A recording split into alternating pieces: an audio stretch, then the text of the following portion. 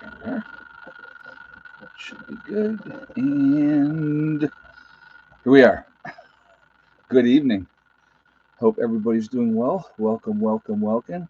I think you're going to enjoy this chat. We got a couple things we're going to talk about in this chat tonight, and we're going to go over some things.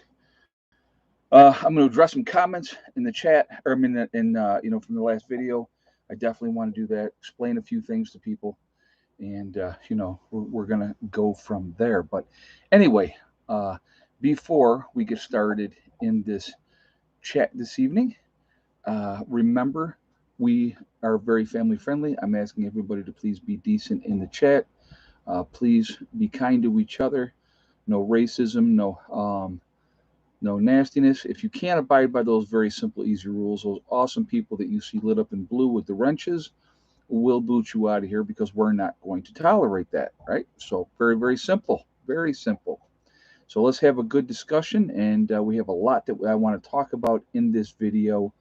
And we're going to do that. So, I want to talk about this part first, and then we're going to get into why you should have a bunker, a root cellar, something underground. We're going to talk about that, why the importance of that. Okay, so we're gonna get into that. But what I want to address first. All right, so uh, obviously everybody that has been watching the videos, we got a lot of more bulldozer work done here at the homestead, preparing some sites, getting things ready. This next coming weekend, we are going to be working on getting the pavilion started. We will not get the pavilion done this weekend coming up, but we will get it started, and we will go from there. So, all right, couple things. All right, I'm going to tell you what, guys. This is not. Oh, I wanted to show you guys something actually first. Let me show you this before we get into this because I think this is actually kind of neat. So this here is a paper towel holder, right? My stepfather makes these, and you basically pop the top off there. It's got that. It has. I will actually just kind of show you. It's got the roll there.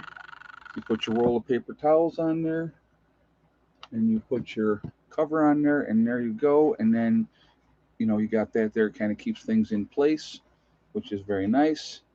So very cool thing. He makes those. He's always making stuff. So when I was up in New York last time, and I saw him, he literally had I would say 15 of those made, and I think he sells them for like $40 a piece or something like that. I don't even know what he sells them for. He does it because he enjoys it. He's God, what's Larry now? 88. I think he's 88 years old now. Yeah, so he's up there. So I had said to him, I go, now I have one of those at the homestead in New York, and I said, Larry, can I take one of those for the property in West Virginia? He's like, oh yeah, yeah, yeah, go right ahead. So that was cool. All right, so let's get into this. Like I said, I read every comment. So people, I mean, I had somebody ask me, "Do you read the comments?" Of course, I read all the comments, no matter what. I've been trying to engage more in the comments and answering a few more questions and stuff like that. But what I also like to do a lot of times in these live streams, address something that I don't want to just make a small, short answer. I want to kind of get into why the thought process, blah blah blah blah blah. Right. So, uh, opening up a couple areas, we got the future site opened up here for where we're going to put the pavilion. And one of the questions that was asked, because the garden was there, right? What did you do with the topsoil? What did you do with that dirt? All that type of stuff. Now, what I wanted to address with that is what I plan on doing here is putting in raised beds. And so when I do the raised beds are going to be inside of a greenhouse. Okay.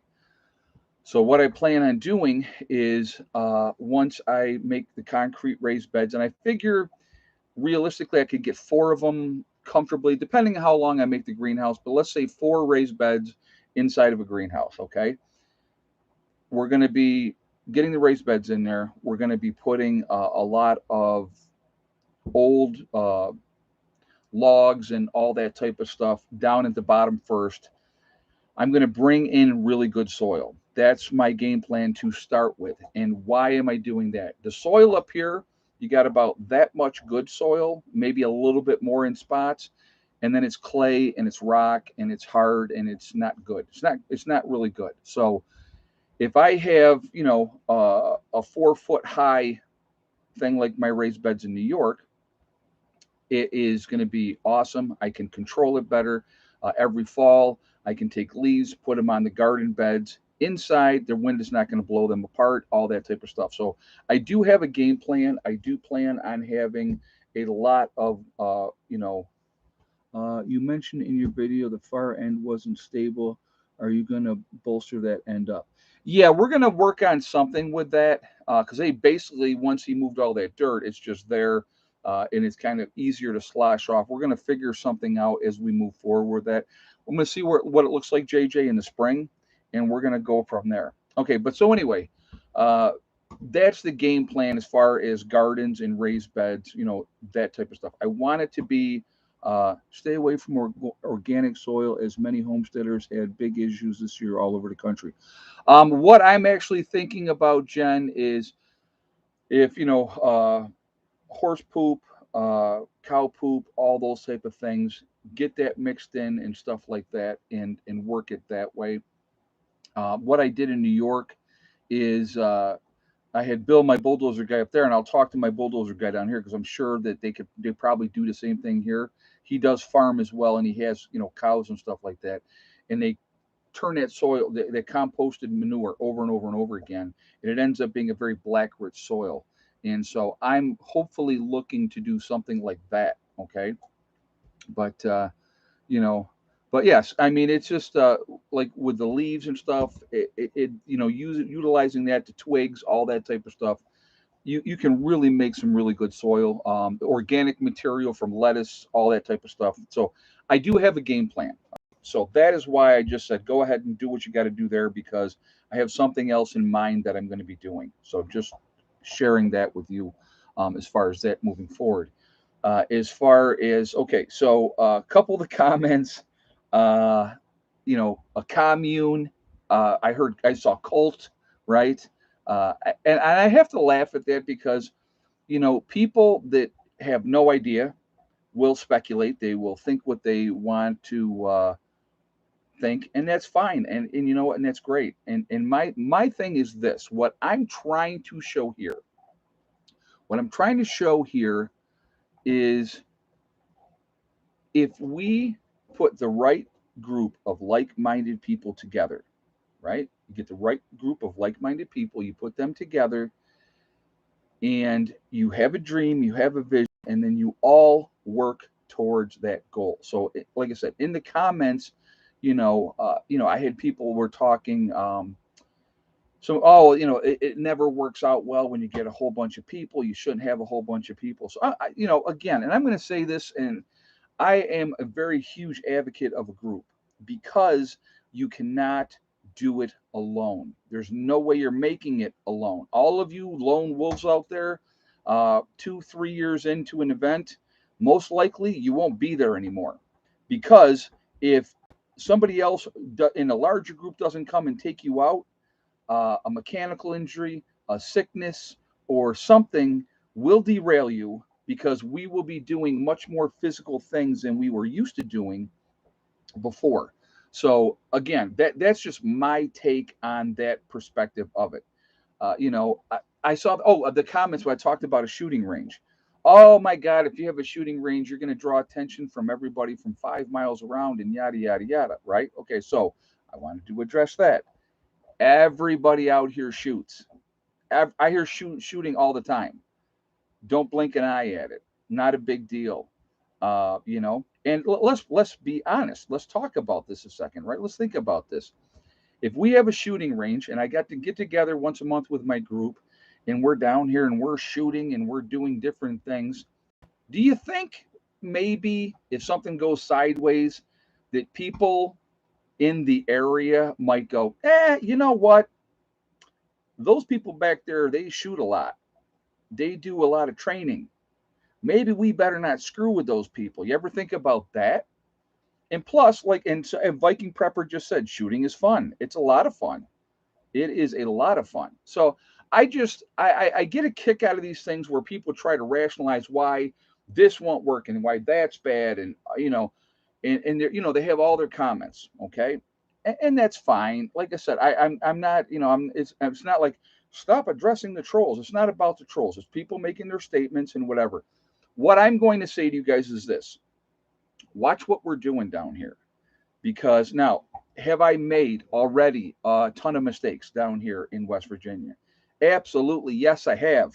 Okay, especially dealing with people. I very inexperienced with a really organized group, and that's what we're doing. We're putting together a very organized group of like-minded people with a process that we have in mind of what we want to do, what we want to see accomplished here, what we want to do for each other to have each other's back when the time comes. Okay, and let's say nothing ever happens, so what then? What then? All these people have been coming down here once a month, and well, they got some place that they can come and they can hang out ever, once a month or whatever they want to. See, my group members aren't limited to they can come down one weekend a month. If they call me up and say, hey Ed, man, we're off this weekend, can we come down and just hang out? Absolutely. If they're a member of the group, absolutely they can. Okay, no, I'm not renting lot space. That's not what this is about. Okay, anonymous prepper, so it's nothing to do with that. But if you can put people together, like minded, have a goal, not trying to undermine each other, not looking to, stab anybody in the back and all this type of stuff. And how do you find out? How do you find out who's a good person, who's a bad person? So here's a cool thing. This is a statement. I want you to listen to this statement, okay? For all you naysayers out there and people like this won't work and that don't work, I can guarantee you one thing. Guarantee you one thing. Now listen to this. It's very important. If you do nothing, nothing is ever going to happen. Nothing's going to change for you or your family if you're trying to do anything. So if you do nothing, nothing will ever change. You have to take a chance. You got to take a chance. If you don't take a chance, nothing will change. So you take a chance. Sometimes you get bitten behind. Absolutely happens. It's already happened to me. I've been very honest about that. Okay, here, very honest about that. But I will tell you what, the majority of the people that have come here that want to be part of this, that we're going to work together, that we've been talking, uh, it has been really, really good so far. And with everybody coming together once a month, you see how people interact with each other. Can they get along? Is everybody going to be okay? Also, it's really important as well, and I see it. The red Maple Grove just put power in numbers. Powers bring fear. You are 100% correct. There is, if we have a group down here, and I'm going to make a number up. I'm not saying that this is the number. It could be less, could be more. Who knows where it's going to be in the future? But let's say I have a group of 30 people, right? Everybody's trained. The men are trained. The women are trained. The children, once they're at a certain age, they're trained as well, right? So I have this group of 30 people down here, and you're in your house all by yourself, and you're one of my neighbors, right? I'm going to watch out for you too. That's what my goal is down here. We're going to watch out for each other. Hey, Asif, I bestow a PhD in hard knocks from Tough Life University. Yeah, right. I hear that. I hear that. And thank you very much for the donation as well, Asif. I appreciate that.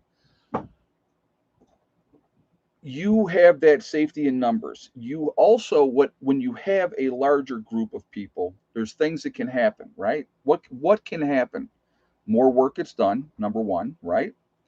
SHTF happens, you have this safety in numbers. So what happens with that safety in numbers is Joe gets hurt. Joe comes up lame. He's hurt his arm or he's hurt his leg or whatever the case may be. It affords Joe the time to heal. To heal. Joe takes some time off. He needs a week. He needs to recoup, get better. Joe is going to be able to do that. When you're Mr. Lone Wolf, you don't have time to heal because there's still stuff that's got to be done all the time. There's still, things that have to be done, and who's going to pick up your slack, right? If you have, um, you know, if you have the the people working together, it is amazing what can be accomplished. And so you're able to watch each other's back. You're going to be able to help each other get proper sleep, good rotation. You're not working people to death. That's not what this is about. It's not about working people to death. It's not about, oh, I'm getting all this free labor, and I'm just making my place better for me. It's not what it's about. Now, you may think that. You can think whatever you want to think. I don't even care. I really don't. I don't care. Anybody can have any judgment they want while they sit at home doing nothing. I'm doing something. I am being proactive. I have a group of amazing, awesome people that we're working together. And that's what it comes down to. And, we're not just building. See, I guess the right way to say it is we're not just building a group, we're building a family. Because when things go sideways, that's your family. Those are the people that are going to have your back, that are going to watch out for you and all those type of things. So something to think about. What do we got? 432 in the chat, guys. We're at 151 on the thumbs up. So if you have not shot a thumbs up yet, I'm going to ask you to please do so to show support for the channel. And thank you ahead of time. I do really appreciate it. It makes a really big difference with the algorithms. So the more interaction, the better as well. Okay. And Okie Forge, that's a great statement, Okie Forge. Says, you make mistakes because you're trying. Exactly.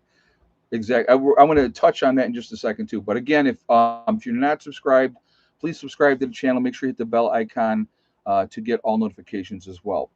Here's another point, like with what Okie Forge just said. And I'm going to say it again. You make mistakes because you are trying. If I can make the mistakes now while it's not life and death, and I can figure out what works and what doesn't work, what people work good and what people are not going to be a good fit for what we're doing here, I would rather do that now and not after an event, and with all the stress and the crap with after an event happens, figuring out, oh my God, what are we going to do? If I already have my group together, and let's say we've been meeting every month for 2 years. I'm going to put that number out. Let's say we've been meeting every month for 2 years. How do you think those bonds are going to be between those group members? It's going to be a tight knit unit. You're going to be able to trust them. You're going to be able to work with them, because this is what I will also tell you, and I truly believe this to be true. When an event happens, you will end up with people in your group that you did not expect to end up there. Because, you know, I'm going to use Mark as an example. My buddy Mark, one of the guys in my group, he had brought his neighbor down here, and his neighbor, decided, well, at this time he didn't want to be part of a group and all those type of things, right? That's fine. SHTF is happening full bore. Mark's packing up his crap. He's coming down here. Here comes his neighbor, and his neighbor says, Jesus, Mark, I didn't expect this to happen. Can we come with you? We know that you got this group and you got these people. And Mark thinks the world of this neighbor, and he doesn't want to see his neighbor and his neighbor's wife and his neighbor's kids die. So he goes, yes, you come with me, right? That I truly and completely expect to happen. But what you have to understand with that is this: my core group, we are the ones that make the call. We are the ones that make the decisions. Anybody that comes after that, after an event, whatever, they're at the very bottom of the totem pole. They're not in a position of trust because they haven't earned it yet. So that's why I think it's so important to build those relationships now, get those things squared away, figure out who you can work with, who you can't work with, and those type of things. It's really, really important. And that's my take. If you think this is going to be a disaster down here, what we're doing, oh my God, all these people, and it's going to be a disaster, and everybody's going to know where you are. No, they're not. Let's put it like this, and I'm being 100% honest. People that hate me know who I am. They know my first name. They know my last name. They know where I am. You can look at the tax records and figure out where somebody is. It's very easy. It's very easy. Okay. So they already know where I am. I'm in a spot where it's not, really easy access to. It's off the beaten path. And that's why I picked this spot down here. When my group members come here when something happens, do you think that anybody coming here with bad intentions is just going to do a cakewalk here and just stroll right in and think that they're going to do what they want to do? It doesn't work like that. It doesn't work like that. All right. So, anyway, so that's my take on that. I do want to have greenhouses down here. I'm going to have greenhouses down here. I want raised beds. Uh, how many nurses do you have, Ed? I've been one for 35 years. I have a CNA, myself, another nurse as well right now, and I think that's it for nursing people at the moment. So we have we have these tents out here, guys, right? So as people build more permanent structures down here, now we have these tents. There's your sick bay. You can set it up as a sick bay. So, yep, West Virginia changed time too. Hope. Yep, sure did. But and they're awesome tents. Yes, they are. Yeah, they're not cheap tents. Those are very very nice tents. So there's your sick bay. You need to isolate somebody. There you go. So all right, I really do want to get into talking about why a bunker, all this type of stuff. And I'm going to use, to start with, what just happened in Texas, Oklahoma, and Arkansas, right? Just had more tornadoes come in. And I was watching a video, and the guy was talking in the video. And he said, when you hear that train coming, meaning the tornado, he goes, you better get to where you need to be as quickly as you can. He said, so my wife and I got into the bathroom and got into the bathtub, which is absolutely the safest place you could be if you don't have something underground. All right. If you live in an area, this tornado alley in this country, I think it is imperative that you have some kind of underground bunker. Now, this guy did say, he said, I will tell you this right now, I will be building a bunker. He said, because we're not going through this again. And you learn your lessons. You learn your lessons.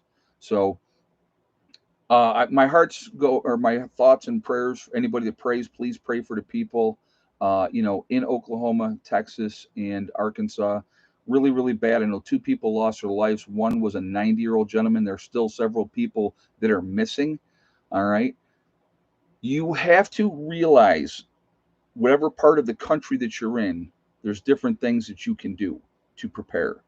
And if you live in an area that has tornadoes like that, you should have some kind of a root cellar, a bunker that you can utilize, storm shelter. Okay, you really should. Real now, obviously, if you live in Florida, can you have a root cellar and a storm bunker or whatever?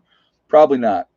Water table's too high. Not going to happen. All right, but you could build something that that you build out of concrete block, and then you mass it with earth around it. You can definitely do that in Florida, and you can have a safe place to go. Obviously, we have tornadoes, hurricanes, all that type of stuff all over the place happening.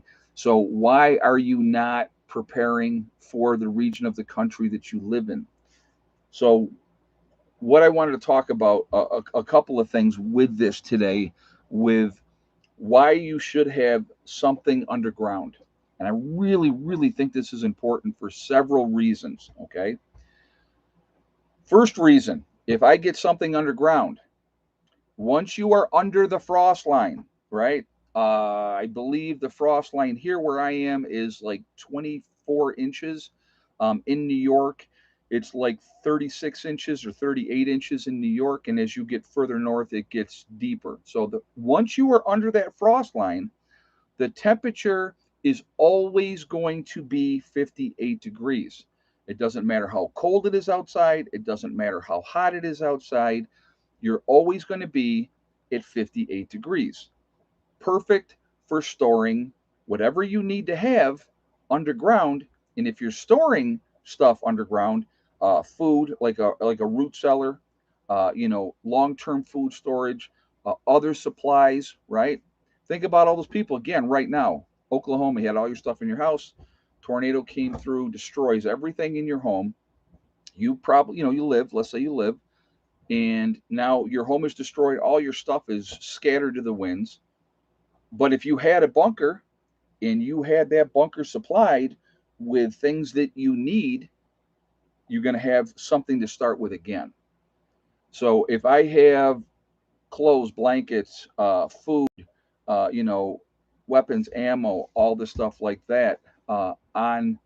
Yeah, I'm not selling any lots on my property. I'm going to be clear about something too. I'm going to say this one time, okay, just so no one is going to own any percentage of my property. It's not going to happen. I'm not selling any. Oh, but sell me an acre. I've heard that. Sell me an acre. I'm not selling anything. Okay. So just very, very clear. The only one person that is living here full time, other than myself right now, is my buddy Steve. He is in Eric's Big Blue House. All right. So, and I allowed him to move here because I've known him for 25 years. My community members are, this is a bug out location. This is what this is. This is not, I'm coming and living on your property and doing what I want to do. That's not what this is.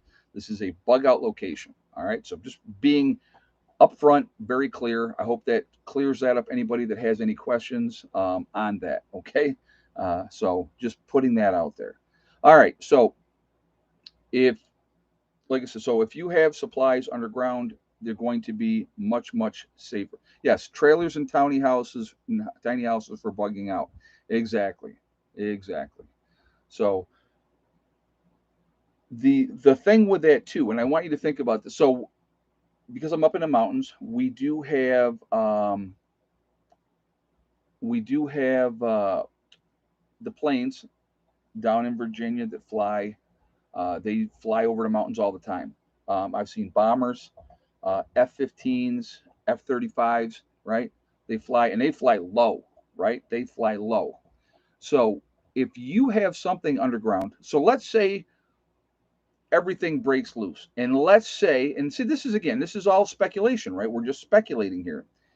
Let's say our own government turns on us, the Joe average American citizen. Well, you know what? This camper in my battery room, nice big targets in an open field, right? They could come through and just rake it with bullets and just destroy everything. But what they can't destroy, unless they know, number one, exactly where it is, how deep it is, what they are able to do with it, is something underground. Something underground. If you have something underground and fortified and strengthened and deep enough, um, drive a tank over the top of it. Nobody's going to know where it is.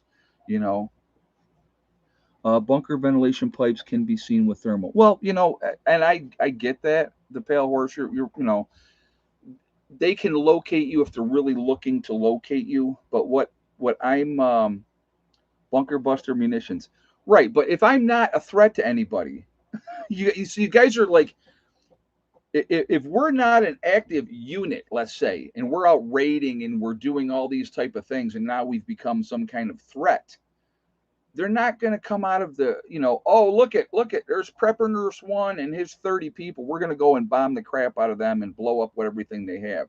That's not what they're going to do. They're going to have a difficult enough time. They're going to have a very difficult enough time just trying to control the cities, and that's being honest. Okay. Down the road, maybe they might think about maybe trying to come out and clean up the countryside, but that's down the road, folks. That's not going to be anything that's going to happen anytime soon. So, but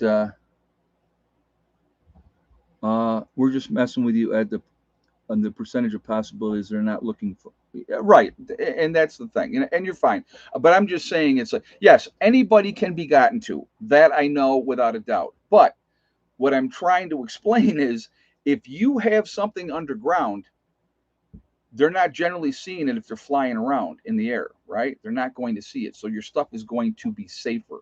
That's the point I'm making. You're protected from the weather, storms, whatever, people coming in looking to do bad things. If they don't know where that is, what you have, uh, how are they going to find it, right? So, those. Do batteries work with no power? Well, Hope, you have to have some kind of power source to recharge the batteries. So that's important. You have to have some kind of power source to recharge the batteries. So they will work for a while until they've used up all their juice, and then they would not be. So, but anyway, again, so it's controlling your environment as well. When it is 100 degrees down here, right, and you're dying and you're like, oh my God, this weather sucks, you can go underground, right? There's always going to be something else to do underground, and it's going to be 58 degrees. If you keep a low profile, you can easily be bypassed. Exactly, Troy. That's exactly the point. You're not putting some big spectacle with all kinds of buildings all over and all kinds of things that scream what do they got going on down here. If you could go as much as you want underground, a very elaborate complex levels. I mean, it's not like when we dig in and we start on the first level. That doesn't mean that we can't go deeper and make another sub level from the first level and then a sub level from there. So, I mean, I'm at 3,200 feet elevation, guys. So I'm pretty high up there. We can go pretty deep, and we're in the water table. The neighbors across the valley, they hit water at 140 feet, and the one guy was able to get a decent well at 140 feet. The other guy hit water at 140 feet, but it wasn't. It was a weak stream, so he had to continue to punch down to 350 feet before he hit a reservoir, and so that's how they did their well. So here's the thing. So how deep can you go? Right, you can go pretty deep underground, and now you're talking about you know that would be extensive, and you're talking years and years and years to do something like that. My number one priority to start with, and I'll explain to you guys. My number one priority to start with is get down, get into the earth, make a first room, have that be for storage. So everything that I have above ground, like all my long-term food storage and a lot of my other supplies, I want them to be underground. My group members can also bring their stuff now, and it's in a controlled environment underground. It's going to stay much better, right? So the second room that I want to make underground is going to be an underground freezer with no electricity. And when we get to that point, and I will show you everything that I'm talking about, how I want to do that. I've really thought this out for a long time. How deep would a hole have to be before food is safe? Literally, like I said, once you are under the frost line. So let's say you want to go in your backyard. You're going to dig a hole. You want to put stuff in a garbage can, right? Galvanized garbage can. You just want to have it there so it's safe. You dig down a hole, and like let's say your frost line's 2 feet, right? So you need to dig down that 6 feet so you can put that 4 foot tall garbage can under there, and then it's always going to be 58 degrees. You put stuff over the top of it to make sure that nothing can get in there, and there you go. It's as simple as that. Now, to me, like I said, I want to be able to have some place to go for a lot of reasons. There, the lunacy of the world. If there was some kind of a nuclear attack, what are you going to do, right? You're not going to want to be above ground if there's a possibility of radiation and all those type of stuff. So you would have to go to ground for a while.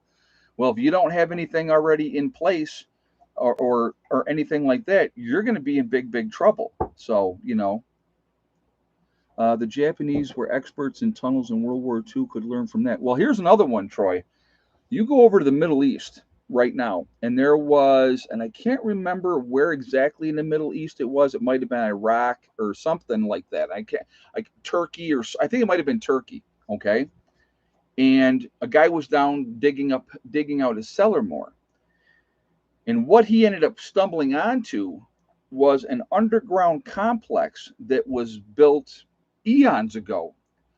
That was literally so big that it could house 10,000 people. And I want you to think about that. How much digging did they have to do? And what did it was Turkey? Okay, yeah, I thought it might have been Turkey. Thank you. Um, they had horse stables under there. They had, everything that you could possibly think of, all underground in enough space to house 10,000 people. You know how much digging it would be and how long that would take? So, when people tell me oh, this isn't possible, and you can't do this, and you can't do that. My answer is this, and it's always been this: watch me, watch me, because you know what? Instead of sitting on your couch casting judgments on other people, telling them what they can and cannot do, what are you doing to help yourself? At least I'm being proactive, right? At least I'm taking a chance. Because if, like I said again, and I said it earlier, if you don't ever take a chance, nothing is ever going to change. Nothing's going to change. So when I made the call way back when, here, right, how many years ago, I'm going to live off grid, and I went and decided to live off grid with absolutely zero skills, none. Okay, and but here's the thing: I was willing to learn. I was not afraid to get my hands dirty. Ideally a root cellar should be between 45 and 65 degrees. Again, Randy reminds, once you are under the frost line, always, always, always going to be 58 degrees. Always going to be 58 degrees, which is perfect for, you know, for doing that. So, but if you're doing nothing, don't come crying to me later and say, "Oh, I should have done something, but I didn't think to do anything." Well, if you've watched any kind of prepping channel, talk to anybody as far with prepping goes, you've had that opportunity and you've made the decision not to do anything. So that's on you individually. You know, I'm taking a chance. Is what I'm doing. I'm taking it. Am I putting myself at risk? Let's talk about that. Again, before we do, let's see. We're at 516 in the chat. We're at 229 on the thumbs up, guys. So again, please again shoot that thumbs up to show support for the channel, and I thank you ahead of time for doing so. Really, truly does make a huge difference with the algorithm. So the more interaction, the better it is for the channel. So I thank you for that reason. Also, again, if you are not subscribed to the channel, I'm going to ask you to please subscribe. Make sure you hit that bell icon to get all notifications as well. All right. But, you know, if you, so, well, okay, so am I putting myself at risk? Let's talk about that a little bit. And then we're going to continue on. I want to talk more about a bunker and all that type of stuff. Okay. I need to find a coal miner's daughter, right? There's plenty of coal miners down here, that's for sure. Uh, I'm putting myself at risk. Yes, I am. I'm putting myself at risk by being on YouTube, right? By putting myself out on YouTube.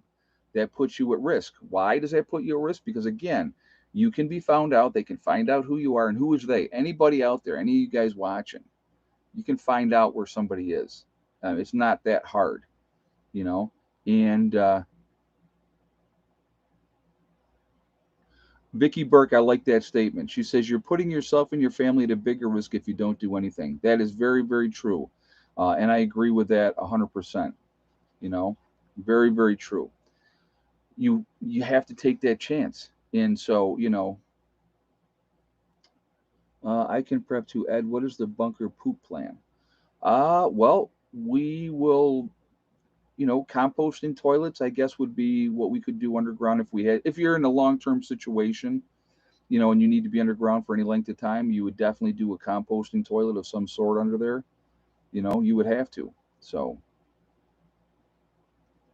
but if you never put yourself out there, you never take that chance. I'm going to tell you what, guys, and I've talked about this before. I have met some absolutely awesome, wonderful people because I put myself out here. Uh, like-minded people that are amazing. That they have a plan. They're doing stuff as well. So you know that part is very, very cool. I love that. And I'm just going to mention two, but there's too many to mention. My buddy Reese, my buddy Eric. Those are just two people that I can think of off the top of my head who have become very, very good friends of mine. And I think that they're both awesome. I know that both of them would lay their life down for me, and I would do the same for them. And that's just two examples. And I've met so many amazingly awesome people by being on here. You have to understand something. When I got into prepping, like I said, I was a novice, didn't know what I was doing, just going by the seat of my pants, trying to learn everything that I could learn. And I had so many people tell me, "Oh, you're crazy. Nothing's ever going to happen. What a waste of time, blah, blah, blah, blah, blah," right? Okay. And these are the same people, folks. These are the same people that right now have done nothing to help themselves, that are sitting around pissing and moaning because this is going up, that's going up, this is getting more expensive, that's getting more expensive. That's what happens. That's what happens. They do nothing but complain. Well, I'm going to tell you what, to me, I believe that you really need to be proactive. You put yourself out there, you take chances, and again, I've been burned already. You guys know that. I've talked about it. I haven't really got into a lot of detail with a lot of things, but I've already gotten burned. And I'll be honest with you, with the way it happened and what happened, I'm glad it happened, because I would rather learn that lesson early on in this adventure than later on down the road and have somebody really stick it in and break it off, if you know what I mean. Okay. So I'm much more cautious because of that. I'm also more selective, I guess is the word, to who I want to have down here. Yes, I already have the egg count, Jen. I talked to her before the stream started. But yes, thank you, because I know we're coming up on that. If you do nothing, nothing changes. If you're doing something, anything, guys, anything, it's a better way to go. And again, if you can get something underground, and like I said, if you want to call it a bunker, call it a bunker. If you want to call it a root cellar, call it a root cellar. Because the connotations of a bunker and a root cellar are two totally different perspectives of the way people are looking at things, right?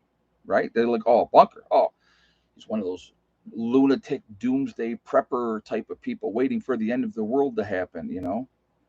Will you have air filtration and decontamination chamber? I definitely will have an air filtration system. You have to. You have to rotate your air out. As far as a decontamination chamber, that may be something that we set up if things truly do go that way. We would definitely block off an area that people would have to do that first. So, but like I said, it's just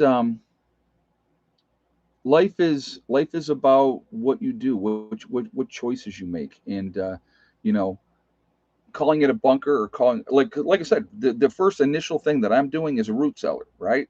Now the way I'm doing it, I love when people say, well, just have them dig out the hill, put in a concrete block, and then just cover it back up. Well, that's great, and then everybody can see exactly from the air exactly where you are and exactly what you're doing.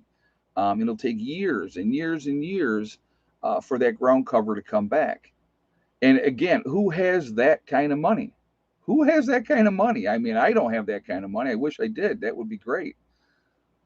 But if you can, I've heard all the comments people have made. Some people, positive, some negative, whatever. Like I said, and that's fine. You can have your own opinion, but I'm doing something, and I have a plan, and I know exactly what I want to do, and it's going to come together. Uh, Yep, slow, steady, methodical. Absolutely. On a mission for truth. Absolutely. And you know what? We're putting things together. We're getting things taken care of, and it's going to take time. It's not going to happen overnight. Nobody's made of money, so that's why you put a group together too, because if you put like-minded people together and you have a common interest, and what we're doing again. So what I want you to think about this, guys, and I want you to think about this with a group. Okay, you have all these people that are coming, and they're doing things on the property, make the property better, right? Are they doing it just for you, for me, to make my property better? They're so awesome, they're just helping me make my place better. No, they're not just doing it for that reason. They're doing it because they're also helping themselves, because when the time comes, they have a place to go. And if it's all set up and we have power and we have water and we have, a root cellar and a freezer underground, and we have, hugely stocked up, ready to go greenhouses, and, all that self sufficient stuff going on here, they walk into it completely set up, and they haven't had to try to do it all by themselves. Because I want you to think about this. I want you to think about this. You're a prepper. I'm a prepper, right? I have a goal. I had a dream. I started working on my property in New York. It took me 8 years to get the property into New York the way it is right now. 8 years. Now, this has started the ninth year up there. I will still be doing stuff up there when I go up there. But then I bought this place down here. And I've owned this place now for a year. August was a year that I've owned this property. Okay. And, there's a lot to do. And I know what has to be done. And I'm working on it. I made a ton of mistakes with my New York property, a ton of mistakes. And the first thing that I made sure of when I got here is when I set up my solar system here in West Virginia, I went with a 48-volt system because that is the most efficient system that is out there right now. And I was not going to screw around. I'm not looking to play games. I was like, this is what I want to do. I want to get this squared away. I want this to be done right. And that's where we're at. And again, we're going to, JJ said, no matter what people say, Ed, you're doing a great job. Thank you, man. I appreciate that. I do. I know I'm on the right path. Like I said, again, people can say whatever they want to say, and that's fine. And I will address uh, things that I feel need to be addressed. If I don't feel like I want to address something, I'm not going to address something. It's as simple as that. And I realize some people are doing it to try to get under my skin or whatever the case may be, and that's fine too. I'm okay with that too. I really am. Um, you know, but we're going to get it done. And if we have enough time, you wait and see what this place turns into. Let's just I'm not making this call. I don't know how long we got, but let's say um, I got 5 years. Uh, Kyle says the FBI is watching you. Let them watch, Kyle. Let them watch. If they are, good for them. Let them watch. I'm not looking to take anything over, Kyle. I'm not looking to overthrow the government. I'm not looking to, I'm going to do what I want to do, and nothing else. It ain't nothing like that. So let them watch all day long. They can watch. They'll be very, very bored. They'll be very bored, Kyle. So, but um, again, it's just the FBI, CIA, and NSA is watching us all. Well, wouldn't shock me. And that, like I said again, uh, you know, I'm going to tell you right now, any organized group that you got out there, you got the Proud Boys. We'll use an example of that. The Black Guerrilla Army. Any group that's out there, the Black Panthers, the Ku Klux Klan, the skinhead groups, whatever group, any kind of group is out there, I will guarantee you 100% they're infiltrated. There's somebody in there that is either an informant working with the FBI to try to get. We're going to go to Ed count in just a second, JJ. I did see that. They got somebody in there watching them trying to find something out. And again, I use that example to you guys. If you guys remember, there was a group, right? A militia group. And so this guy comes in and starts being part of the group, and he says, hey, let's make our weapons full auto. And at first, the group's like, no, no, no, no, no, we're not going to do that.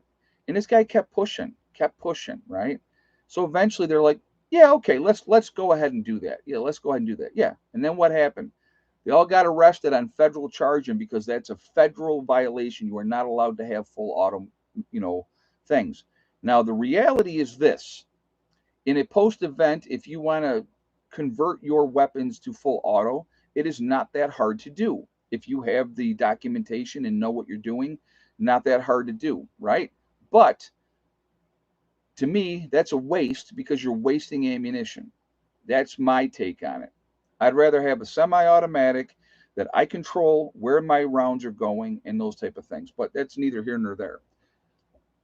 The point that I'm making is all those guys ended up going to prison, and that guy that was the initial guy that was pushing them to do this was an FBI informant. So there you go. So if you get somebody in your group, and they start talking, let's do this or let's do that, which is illegal. If they come into my group and try to do that, they're gone, because we are not that type of thing. I've told my people from the very beginning, we are not a militia. We are not a militia. We are not a group of people looking to overthrow the government either. We are not that either. So I said, if you are looking to do that, If that's what you're looking to do, you're in the wrong group. Go find another group that wants to do that, because this is Karen's, yeah, it's entrapment, but they made a choice. They made a choice. And so, that's why I'm saying you have to be careful. So, will I be infiltrated? My group be infiltrated? Wouldn't shock me. But like I said it once again, and I'll say it, I've said it before and I'll say it again. They're going to be very sadly disappointed. Very sadly disappointed, because we're not looking to do anything like any of that type of stuff. We're looking to be as independent as we possibly can within the boundaries of the law, and to be there for each other. That's it. That's it. Okay. All you guys jump in the gun, and I'm going to count none of your guesses. But now I will talk about the egg count. We're going to do egg count right now.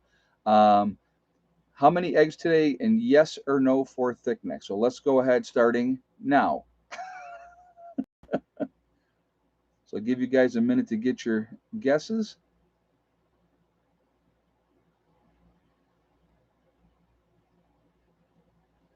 And we will do it in a moment.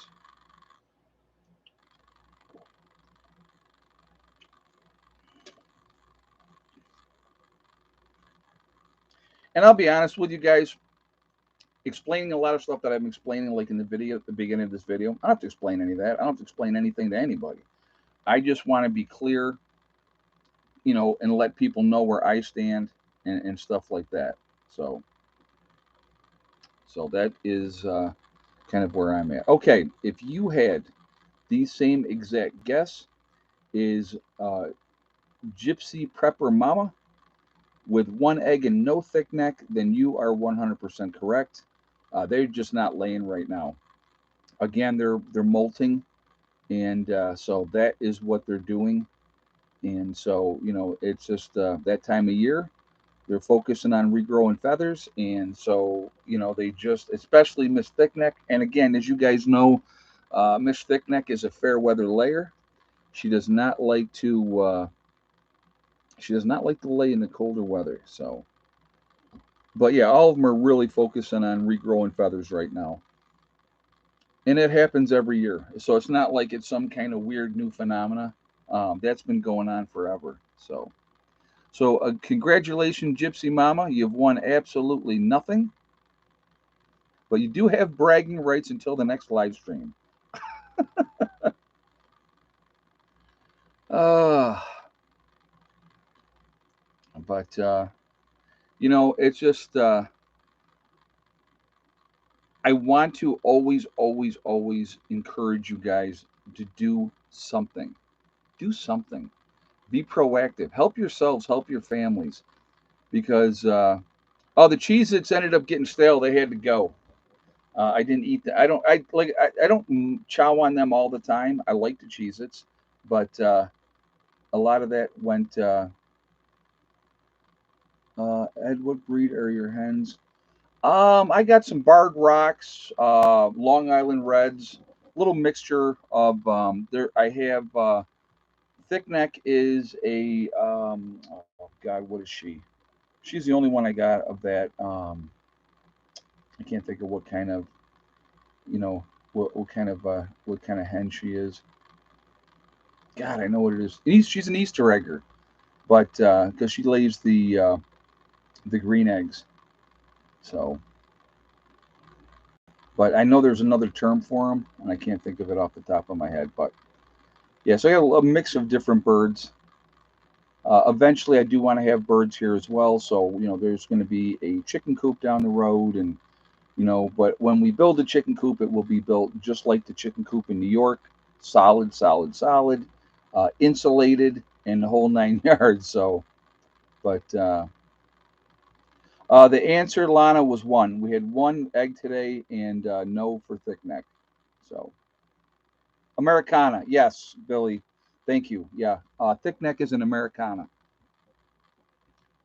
So, but yeah, they're good. They're good chickens. I like them. If they didn't lay at all, I wouldn't care. But we will need to next year. Hella's doing great. She's been chewing on her bone over here.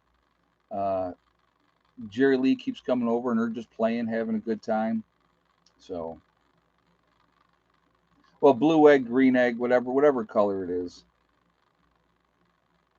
It's not the standard brown egg. Let's put it like that. And that's why I always know if she laid or not, because her egg is different from everybody else's egg.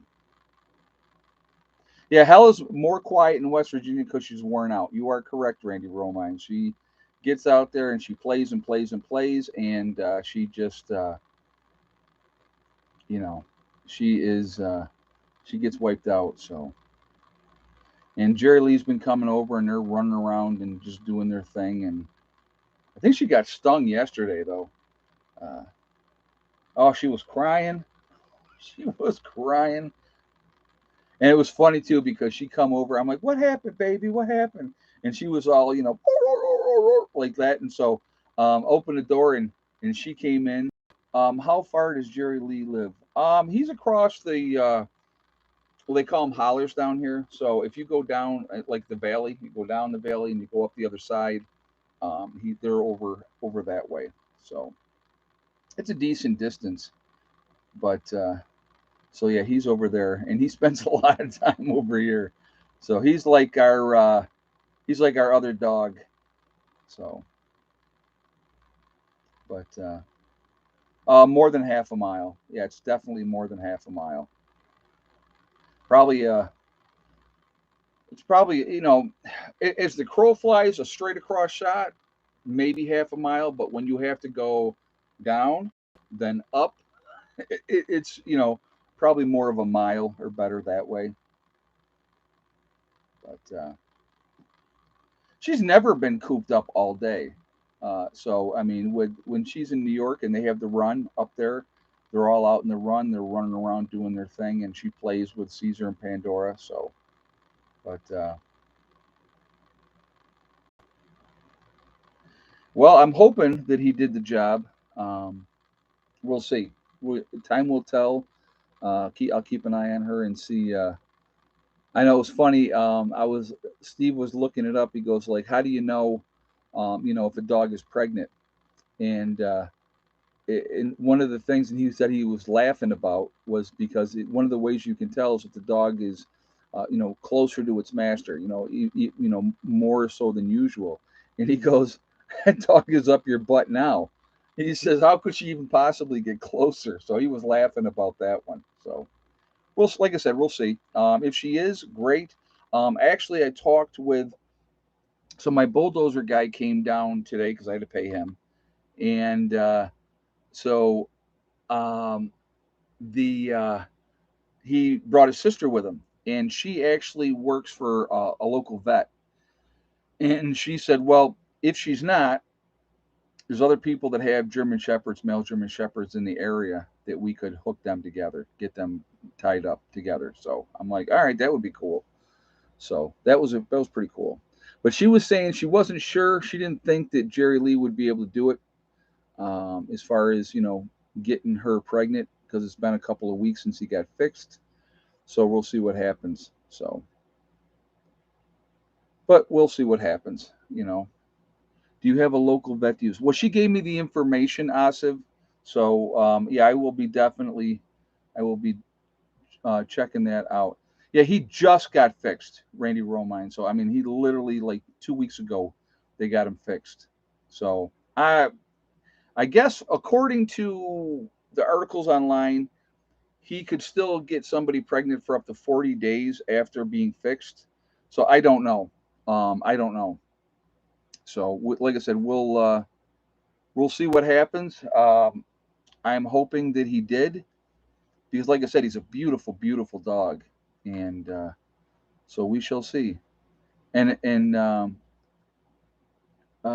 yes, the sperm is still there for at least a month. Okay, well, like I said, I'm hoping that it did because he's an absolutely beautiful dog and he's a good natured dog. And it was funny, the reason that she wanted him to get fixed because he goes off all the time. He's gone. Like she goes, she because he's here. A lot of times he's here.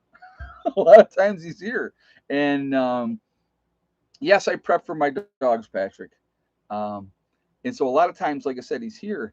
And she goes, and I get so worried and I don't know. I said, just give a call. I will. I'll tell you. But he's a wanderer. He's one of those kind of dogs. He likes to get out and about. and fixing him is not going to stop him from doing that. It's not going to stop him. So, but yeah, he's off chasing the ladies, all right. Yep. So, but no sequels for Hella and Jerry Lee. So I hope that hopefully, like I said, this takes and we get a nice litter out of them, and that would be very very cool. I have a half buried shipping container. I'm gathering the wood necessary to build an inner reinforced framework so the container can be fully buried without collapsing. Good idea. Make sure it's very solid, Russ. I, me personally, I would not bury a shipping container. But that everybody's got to do their own thing, and as long as you support it inside, so the especially on the sides, because it's designed to be stacked weight on top, but not that pressure on the sides. So as long as you can make sure that you know you're solid that way, you should be okay. I know people have built buried shipping containers before with a varied amount of success. I seen one video, a guy had like three shipping containers, and like you walked into the first thing, and then the next one was here, and they cut the door out, and they got in that way, and then there was like another one. So, uh, you know, every everybody have has a different perspective. Whatever works for you, as long as you're doing something, taking care of your business. Um, and now that he's fixed, he's just a womanizer, right? He's such a good dog, though. He really, really is. I mean, I remember the first time I saw him, it was him. They had a black and white dog, and then they had the old coonhound. And I was up in the upper meadow, and she wasn't with me then. And the three dogs were there. And I got out of the truck, and Jerry Lee came right up, and because I'm not afraid of dogs anyway. So I put my hand out, and he just came up, and just I was like, all right, this dog's cool. And then the other dogs were like, oh, he's getting attention. I'm coming to get attention too. So, but I like animals, and animals know that I like them. So that's never been a problem. So, all right. Uh, let's do, and again, I still need to go back and rewrite a list, which I will at some point, I promise you. And you will all be shocked when I actually do it because I still have not done it yet, but I will.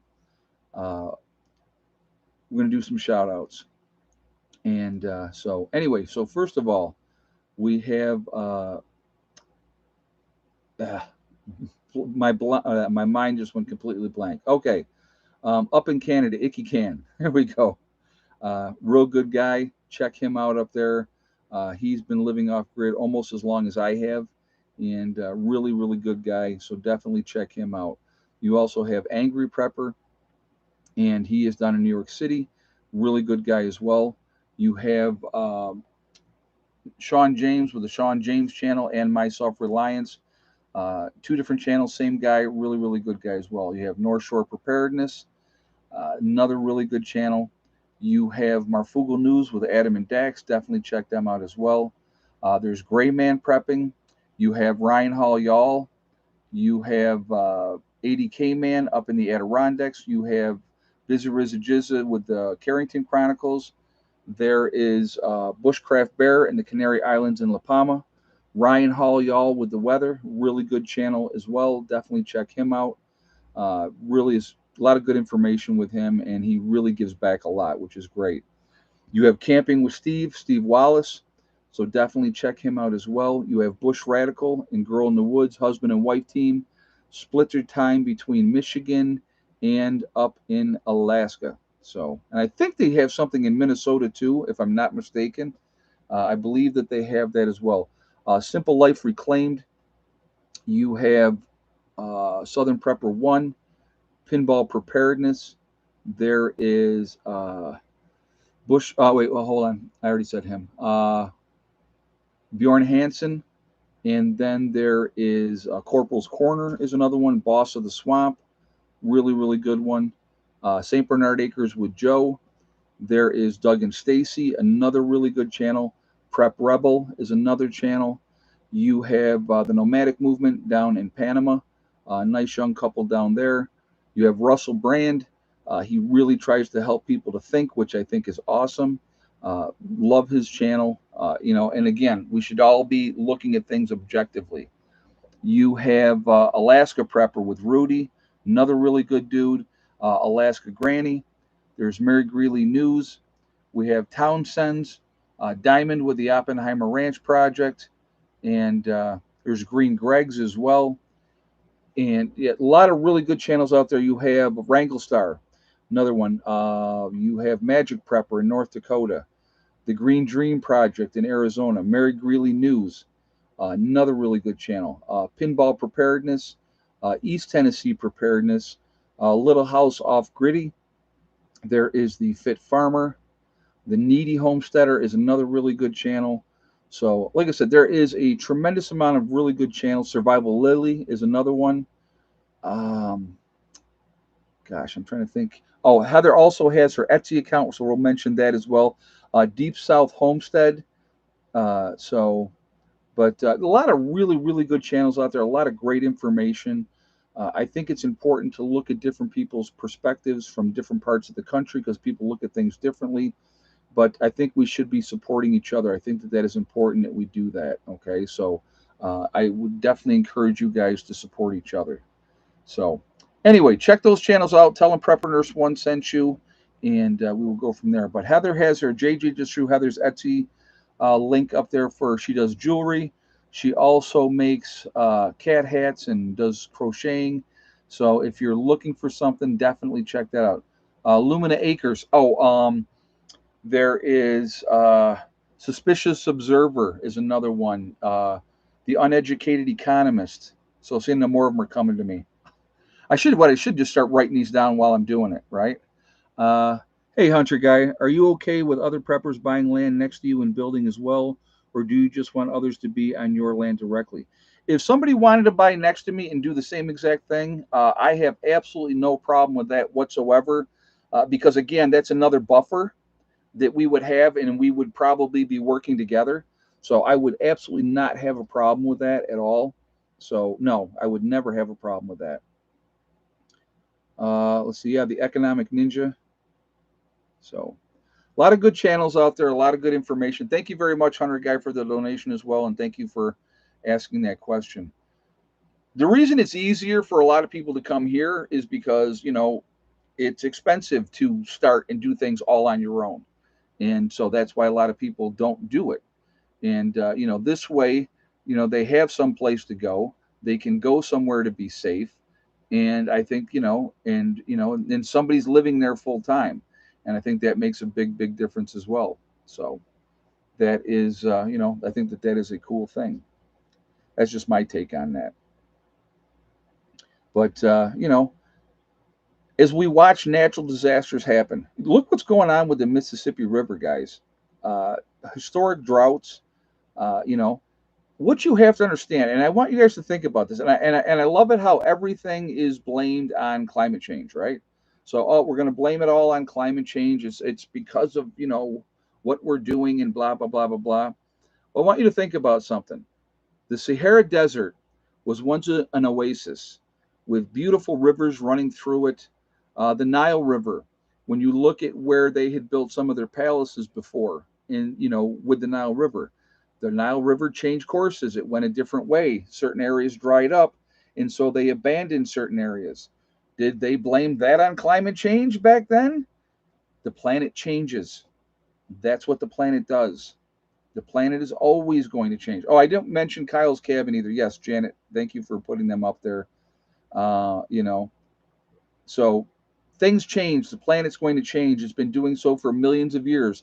It will do so long after we're not on the planet anymore.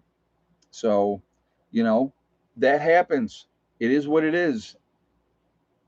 So, I love when they try to, and again, they can say whatever they want. I'm not saying it's misinformation or false information. I'm just saying that I find it amazing how they blame it on something for the planet doing what the planet's done forever. Are we poisoning the planet?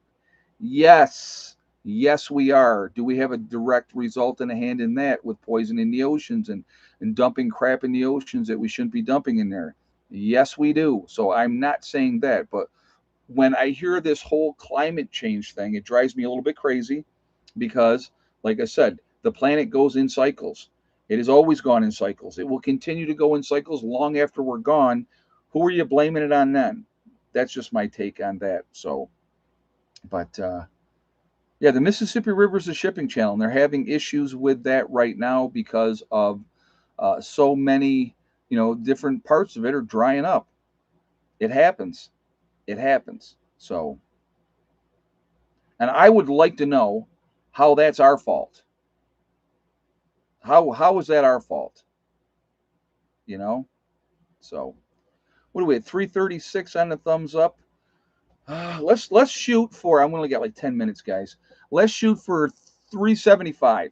Let's shoot for 375 on the thumbs up. So again, if you have not shot a thumbs up yet, let's see if we can get that up there. Yeah, Oppenheimer Ranch Project. Diamond goes into deep detail about the cycles of the planet. Yes, yep, he sure does. And yeah, I don't have a crazy neighbor like Camping with Steve does. He has crazy neighbor. I don't have crazy neighbor. I got Steve and I got little Steve in the big blue house. That's what I got. So all right. So if you haven't shot that thumbs up yet, please do so. Show support for the channel, and thank you very much ahead of time. Also, again, it really does make a huge difference with the algorithms. So I thank you for that reason as well. And again, if you're not subscribed to the channel, I would ask you to please subscribe. Make sure you hit that bell icon to get all notifications as well. So we're 18 away from 375 now. So let's keep that rocking. Let's get that up there. All right, let's do this. We are Legion because we are many. We are all over the country. We're all over the world. Where is everybody from tonight? We have Rhonda from Dayton, Ohio. Montreal, Quebec, Canada. Lake of the Ozarks, Missouri, Nowhere, Oklahoma, Franklin County, Ohio, Fort Worth, Texas, Ulster Park, New York, Inverness, Florida, with Clyde in the house, Colorado, Michigan, BC, Canada, South Carolina, Tucson, Arizona, Michigan, Newfoundland, Bay of Islands, Newfoundland, Connecticut, Erin, Tennessee, Edgewater, Florida, Verone, BC, Canada, Bumstead, Florida, Greenlee County, Arizona, Waterloo, New York, North Carolina, Queensland, Australia. Sandy, glad to have you here.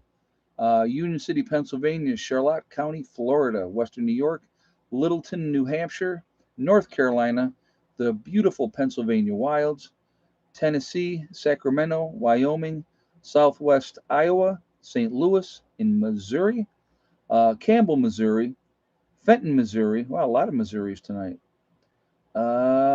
We have K-Spell, Montana, hopefully I said that right. We have Grammy, Kansas. We have Texas, Chelsea, Vermont, Montana, Indiana, St. Augustine, Florida, Scottsdale, Arizona. So again, it just goes to show you we're all over the place. We have Dawn in Rhode Island, all over the country, all over the world. We're a huge, huge network of people. Definitely we need to, we are the ones that are awake. We are the ones that can make a difference. We are the ones that when the time comes, we're going to be able to be helpers and all that type of stuff. So that is, we have Greece, New York, AM Lumber, very nice. I was also from Greece, New York for a very long time. So I know exactly where you are. Scott County, Virginia's in the house. So, but, so AM Lumber, I lived off of Elm Grove on Berkshire. So just so you know where I was. West side of Greece. Florida, Central East Coast, Missouri and the Ozarks with Delbert, Sierra Nevada, very nice. Northern Vancouver Island, very nice. So again, guys, like I said, we're this huge network. We can truly, truly make a difference. Trying to wake people up now is a good thing.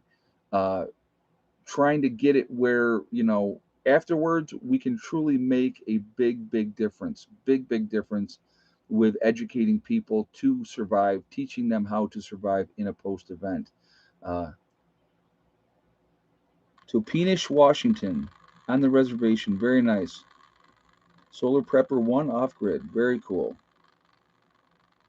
Arizona. There, very nice. But Category 1 headed for the east coast of Florida. Time to prep. Oh, absolutely. Always. Always, always. It was a beautiful day today, guys. Absolutely gorgeous day. It was amazing. I mean, I just, for a while, me and Steve were just sitting out there, in a couple of lawn chairs, just relaxing. It was really, really nice. So, gorgeous, gorgeous day here. And then next weekend, when everybody's coming, it's going to be cold. So, but that's, it's that time of year. That time of year. So, I'll take every warm day I can get because at this time of year, I start thinking every day we click off is one day closer to spring. So, what are we at? 773. God, can we hit 400? Because it looks like we're going to hit 375 pretty easily. Let's keep those thumbs up coming, guys. Let's see if we can hit. Let's see if we can hit 400. That would actually be quite an accomplishment, I think. So, again, if you haven't done so, let's get them thumbs up coming. But I appreciate that, and it really does make a huge, huge difference with the algorithms. Again, so the more interaction, the better it is for the channel. So we're at 385, 15 away, guys. 15 more thumbs up to hit at 400. Got to hit 400. So anyway, I want to thank my moderators who do an absolutely fantastic job on here keeping the chat clean. You guys are very much appreciated, ladies and gentlemen that moderate for me. Thank you very much. It's very nice that I can just focus on chatting and trying to read some comments, and not have to worry about blocking and dealing with porn bots and all that other crap. So thank you guys for doing what you do. I want to thank all you guys for being here because without you guys here, I would not be here either. So that really means a lot to me as well, and I do appreciate all the support. It's cool. So thank you, and hopefully we learn from each other. I think there's a lot of great comments. I think people have the best of intentions a lot of times. So I don't take everything as anything negative. Excuse me, anything negative is not always trollish, and I get that. You know what I mean? I get that. So we got Kearney, Nebraska with David in the house. Very nice. So, it's I don't mind constructive criticism. I don't mind people saying, "Hey, I'm concerned because of this, and the other thing." I get it. I do. Okay, and so I do appreciate all that. But like I said, if you and I said it earlier, I'm going to say it again. If you never take a chance, nothing is ever going to change. Nothing.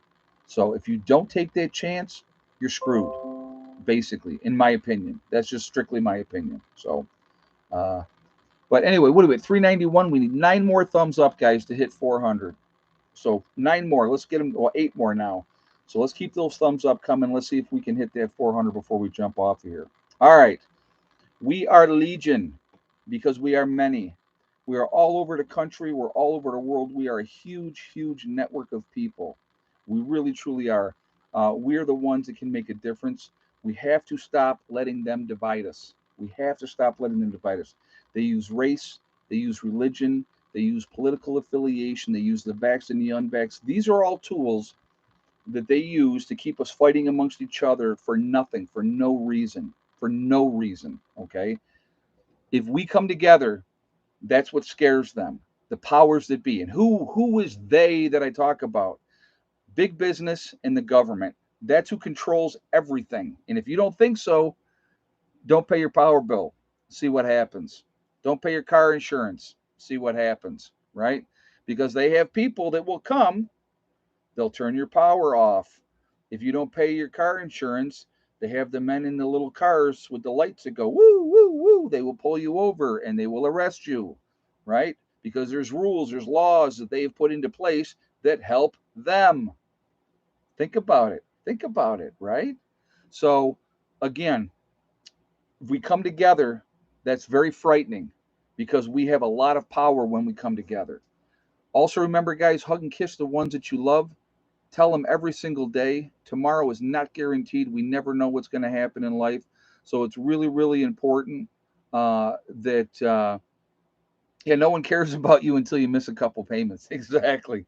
Um, Tell them every day how you feel. Tomorrow is not guaranteed. We never know what's going to happen. So you need to tell the people that you care about every day how you feel. Last but not least, STD, step, thing, and day. One step at a time, one thing at a time, and one day at a time. Whatever you are trying to do, whatever you are trying to accomplish, you can do it. There's only one person that's going to stop you from reaching your goals, and that's you. That's it, nobody else. Stay positive, stay away from negativity, stay away from negative people that tell you, you can't do this. This will never work. This won't work. You can't do this. I've heard that, guys, for the last 10 years on YouTube. People telling me what I can and cannot get accomplished. And guess what? The best way to shut those type of people up is to show them. Show them. When we bought our property in New York and we were living in the camper and we were trying to get the building going, to get into the building before the snow came, and I had people telling me, there's no way you're going to have that ready so that you can live in that building before the snow comes. Guess what? We did. We did, because we didn't have a choice. We had to. That's what we had to do. So we get that. I'll tell you what, I'm going to mention this just for a minute. So we're living in a camper. It's November. It was getting cold. And so we had just got the wood stove into the building. We were working on framing stuff inside and getting things going. We were literally sleeping on the floor in front of the wood stove because the rooms were not ready yet. We did not have bedrooms, and I made sure that the kids' stuff was taken care of first, because I thought it was so important that that they have their stuff squared away. And that was in upstate New York. Yes, awesome sauce. That was up in New York, and so we slept on the floor in front of the wood stove because it was too cold to sleep in a camper anymore. So best way to shut up your retractors is to continue to do what you do. Show them, this is what we did. Here's how it went down. We got it done. It works. It's amazing. So anyway, well over 400. We're 413 on the thumbs up. So thank you guys for that. I didn't think we would get 400. I really didn't. So you guys are awesome. So I appreciate that. Keep prepping, guys. Keep getting ready. And remember, if you don't ever take a chance, nothing's ever going to get better. Nothing's ever going to change. So, you have to put yourself out there. And sometimes you're going to get burnt. It happens. It's part of it. Okay. So, anyway, I will see you all later. Have a great night. Prepper Nurse 1 out for now.